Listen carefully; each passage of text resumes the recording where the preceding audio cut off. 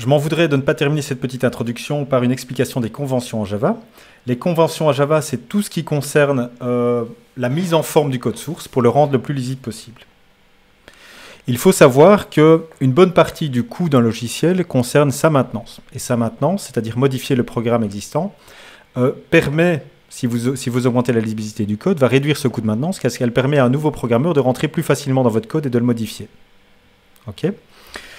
C'est aussi important si vous souhaitez partager votre code en open source sur GitHub, par exemple. En effet, si vous ne satisfaisez pas, si votre programme ne satisfait pas les conventions Java, probablement que quelqu'un qui va tomber sur votre code source va se dire « ce programmeur ne connaît pas bien Java et je n'ai pas tellement envie d'utiliser son programme ». Donc vous donnez une mauvaise impression a priori de votre programme si vous ne respectez pas les conventions de Java.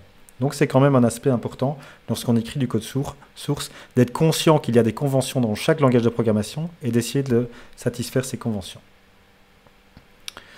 Donc une première convention, c'est le nom des classes et le nom des méthodes.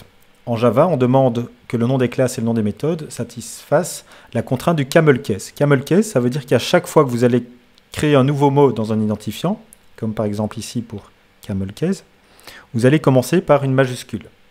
Ok ? Donc le case, vous voyez ici, commence par une majuscule. C'est la même chose pour le nom des méthodes, sauf que le nom des méthodes commence par une minuscule et le nom des classes commence par une majuscule.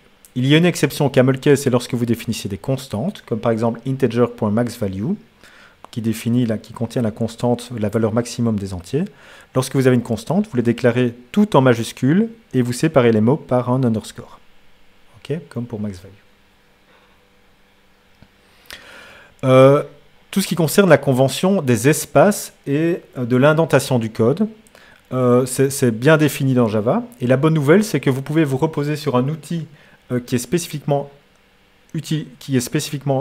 implémenté dans l'IDE pour mettre en forme votre code. Je vais vous montrer un petit exemple de ceci. Donc voici ma classe ici, car, et vous voyez qu'elle n'est pas totalement bien indentée. C'est-à-dire que ici j'ai un espace, là j'ai pas d'espace. Le speed ici, là j'ai pas d'espace, là j'ai un espace.